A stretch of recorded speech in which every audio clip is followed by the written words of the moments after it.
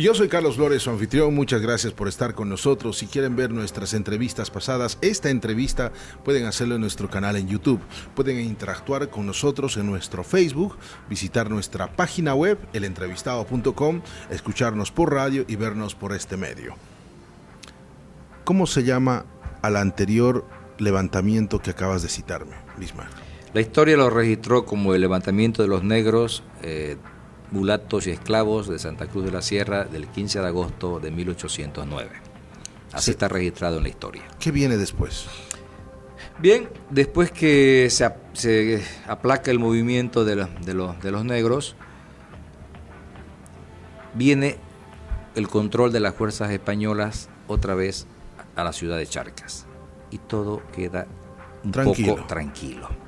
Pero eso me imagino que era un corto periodo, unos años simplemente. Porque ahí, justamente el 25 de mayo de 1810, se levanta ya Buenos Aires, el famoso Congreso de Criollos. Perdón, algo que no me quedó claro, discúlpame. O sea, los mulatos, los negros se habían levantado contra los españoles. Contra los españoles. Acá, en Santa Cruz. En Santa Cruz. Okay, muy bien. No había grito al rey. Okay. Porque supuestamente el rey les había otorgado la libertad que los españoles locales no le estaban reconociendo. Entonces, un año después, 25 de mayo de 1810, se produce el cabildo en Buenos Aires y destituyen al virrey y posesionan como virrey al francés Lanier, que se convierte en el primer criollo en toda la historia colonial en ser virrey. ¿Ahí empieza el efecto dominó? Ahí comienza el efecto dominó. No en Sucre, no en Chuquisaca. Es que eso fue el año anterior. El año anterior, cuando se levanta Charcas en 1809, en mayo, replica La Paz julio, replica Quito el 10 de agosto y replica Santa Cruz el 15 de agosto. Pero todos esos movimientos son aplacados por el ejército, por Vicente Nieto, en el mes de diciembre de 1809. En La Plata es donde empieza. Ahí empieza. Y no se vuelve a aplacar. Los españoles no vuelven a tomar nunca más a tomar el control. Toman el control justamente ese mismo año, en diciembre.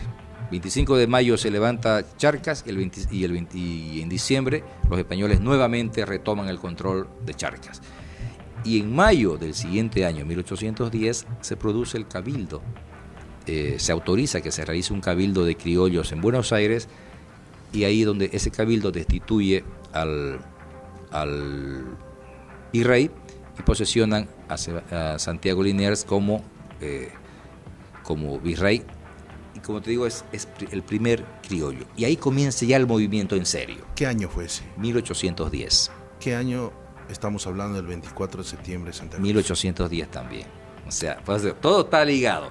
Entonces, ¿qué es lo primero que hace esta junta, en la Junta Revolucionaria de Buenos Aires? Enviar los emisarios, como se hizo antes desde Charcas, ahora parten desde Buenos Aires. Y comienzan los levantamientos en todo. Se levanta Cochabamba, se levanta La Paz, todo el mundo se levanta. Y el 24 de septiembre, acá en Santa Cruz, aprovechando justamente la fiesta de la Virgen de las Mercedes, ¿ya?, es que se levantan los cuatro patriotas, que es Antonio Vicente Seoane, que venía enviado de Charcas, era abogado y era hijo del último gobernador colonial que se tuvo, de Antonio Seoane de los Santos. Es paradójico, ¿no? Hasta los hijos pregonaban. Claro, es que esos hijos son los criollos. Pues digo, la criollada era una pelea, es la que se levantó. Era una pelea entre padre e hijo. Padre contra hijo. O hijo contra padre, mejor dicho. El padre era español de repente, y el hijo era criollo. Y el hijo era criollo y no tenía opción a nada. Entonces se levanta Antonio Vicente Seoane, apoyado por las fuerzas militares de Antonio Suárez, apoyado por las fuerzas eclesiásticas de Andrés Salvatierra Chávez, que era el cura, ¿no? Entonces son ellos los que comienzan este movimiento, que también fue aplacado nuevamente por el ejército español en el 1811.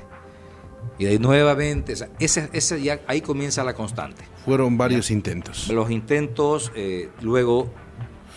O sea, después del 24 de septiembre de 1810, todavía Santa Cruz fue retomada por españoles. En el 1811, recuperada en el 1813, tomada nuevamente en el 1816, ¿no?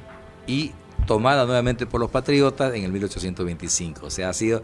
Claro, porque en el 1810 comienzan 15 años de lucha contra los españoles. Entonces Santa Cruz conforma un ejército que se llamó el Ejército Cruceño de los pardos libres, porque era conformado por nativos de Mojos, de Chiquitos, de Cordillera, de los valles, mestizos, criollos, o sea, había de todo. O sea, por eso era un ejército que no tenía un color, todos eran pardos. Muy interesante. ¿Algo más que tenemos que rememorar? ¿Qué te estás saltando, por favor? Llegando ya después de los 15 años de lucha, después de haber combatido en Santa Bárbara, de haber combatido en Florida, de haber combatido en el Pari, de haberle otorgado o facilitado a la Argentina su independencia con la victoria de Florida, de la batalla de Florida, porque ahí el ejército cruceño detuvo al ejército español que venía con las intenciones de tomar Santa Cruz, que era el último reducto que quedaba, y pasar a Buenos Aires a hacer lo mismo. Entonces, cuando el ejército cruceño derrota al ejército español en Florida, Argentina consolida su independencia y es de conocimiento de los argentinos, me imagino. ¿O no lo reconocen te oficialmente? parecerá paradójico y hasta vergonzoso, ellos festejan más que nosotros. Hay una calle, la calle principal de Buenos Aires, se llama Florida, en honor a estos hombres. El año pasado que se recordó el bicentenario de la batalla, estamos en el 14, sí, este año se recordó el bicentenario de la batalla de Florida, del 25 de mayo de 1814. Vino gente de Buenos Aires, historiadores de Buenos Aires, Salta, Tucumán, a rendirle tributo a Florida, a rendirle tributo a ese soldado cruceño. ¿Vinieron a Santa Cruz? Sí, señor, vinieron aquí y todos los años festejan. Hay un barrio en Buenos Aires que se llama Florida, justamente en honor a esta batalla. Como te digo, ellos lo festejan hartísimo. Acá solamente tenemos el Mercadito Florida, nada más. Y la calle Florida, porque... y eso es algo, yo no sé por qué ya viene la protesta, ¿no? Vos me decís que yo soy rebelde, sí soy rebelde. Pero está bien. Soy rebelde contra esa inanición de nuestras autoridades. Y el propio cruceño también, ¿no? Sí, es que todo va... ¿Quién tiene la potestad y el dominio de la educación? Las autoridades. Y si a las autoridades les interesa que vos aprendás chino, le van a meter chino en la currícula. Y si querés que olvides tu historia, van a anular la historia de la currícula. Entonces al niño no se le va a enseñar historia. Y eso es uno de los problemas que tenemos, que a nuestras autoridades no les importa la historia, no les importa el espíritu cruceño, no les importa la identidad del hombre cruceño. Entonces es ahí donde viene la frustración del historiador, porque ¿de qué sirve que yo esté 12 años investigando para realizar un libro? ¿De qué sirve que estemos arriesgando la vida, viajando a un lado y al otro, sacando fotografías en el monte con víboras, con tigres, con de todo? O sea, porque eso es lo que vivimos. Y tengo fotos del tigre, tengo fotos de las víboras, ¿no? Falsos héroes de Santa Cruz. Los falsos héroes de Santa Cruz. En realidad, el Estado boliviano, pues la República de Bolivia nos ha impuesto a 3 hombres, que es Simón Bolívar, Antonio José de Sucre y Andrés de Santa Cruz, como héroes. Con todo el respeto, exceptuando eso, pero en Santa Cruz. Falsos héroes acá no hay. No hay. O sea, porque Andrés Ibáñez, ¿dónde está? No citaste. Andrés Ibáñez estamos hablando de un proceso ya republicano. Diferente. Muy diferente, en 1877. Estamos hablando de un proceso de federalismo. Muy aparte. Muy aparte. Está mucho más allá, mucho después. Para entonces no había nacido siquiera. No había nacido todavía. Lo que tenemos nosotros tendríamos que citar a los verdaderos héroes cruceños. Podemos citar a Ignacio Warnes, a pesar de ser bonaerense, pero igual es parte de nosotros. ¿Por qué? Porque también era parte del virreinato del Río de la Plata. Todavía no había nacido la República, entonces no había división, no había frontera. Entonces tenemos a Ignacio Warnes como el principal héroe, que fue el que conformó el ejército cruceño y que fue el que derrotó al ejército español a pesar de su muerte en el Pari que para muchos dicen que fue una derrota, no. Nosotros consideramos que fue una victoria. Está en la historia de Bolivia y eso se enseña en la historia de la escuela. Fue una victoria. Fue una victoria porque si tenés un ejército de 1.800 hombres al frente, ejército veterano, bien armado, y le dejás apenas 200 vivos y le matás a 1.600, eso fue una victoria. Es una victoria. ¿Ya? Y es más, se acabó. O sea, se acabó el ejército español en el oriente, porque no hubo más. Simplemente fue una administración del brigadier Javier Francisco Aguilera. Fue administración nada más. No hubo ningún proceso militar más, porque ya no había ejército ni en un lado ni en el otro. ¿Ya? No quedó ejército español, no quedó ejército cruceño. ¿Otros héroes que te estás olvidando?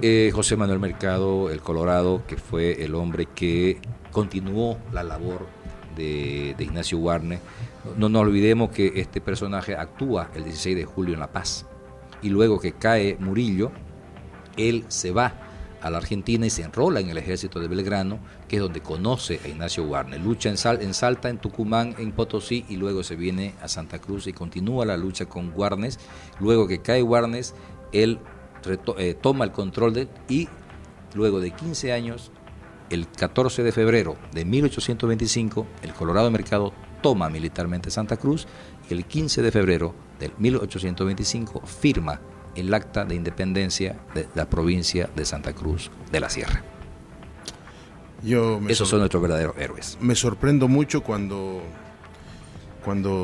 un historiador, no solo vos, sino los historiadores dicen que se trasladó a Argentina y se fue para Brasil y se fue para tal lugar, como si viajara en fácil, avión, ¿no? Tomó un avión y se fue a... Pero en ese entonces era a caballo y a pie, ¿no? A caballo y a pie. Estamos hablando con caminos de herradura. Quisiera más extender esto, la verdad el tiempo es el peor enemigo, pero ¿usted está comprometido para acompañarme en otros programas, para hablar de historia? Claro que sí, ese es un compromiso que hemos asumido al momento que estamos insertos en la Sociedad de Estudios Geográficos Históricos de Santa Cruz, una institución que tiene 111 años haciendo lo que estamos haciendo ahora con métodos modernos. Antes era a capela, en plena plaza, tenemos fotos de nuestros expresidentes disertando en la plaza.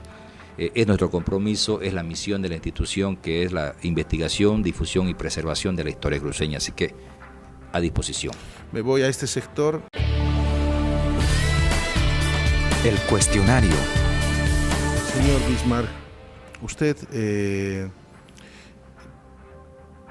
¿qué me dice cuando le digo rojo, amarillo y verde? Bolivia, una nación dominante. Verde, blanco, verde. Santa Cruz, una nación dominada. La huipala, ¿qué representa para usted? Un emblema de alguna etnia, pero no la veo como un emblema nacional. ¿Qué es la coca para usted? Droga. ¿Le gusta su himno nacional? ¿El boliviano? Sí. Es muy lindo. ¿Le gusta su bandera, el rojo, amarillo y verde? Bastante vistosa. Le quiero agradecer mucho, gracias. Su escritor favorito, su mentor, ¿quién es? Enrique Finot. Entonces, hasta el próximo programa. Hasta gracias. el próximo programa. Este programa Muchas le hemos gracias. dedicado a Santa Cruz. Muy amable. Gracias. Muchas gracias, Bismarck. Cuando gusten. Amigos, hoy tuvimos un programa muy especial. Estuvimos con el economista e investigador histórico Bismarck Cuéllar, vicepresidente de la Sociedad de Estudios Geográficos e Históricos de Santa Cruz. Yo soy Carlos Flores, su anfitrión. Será hasta la próxima.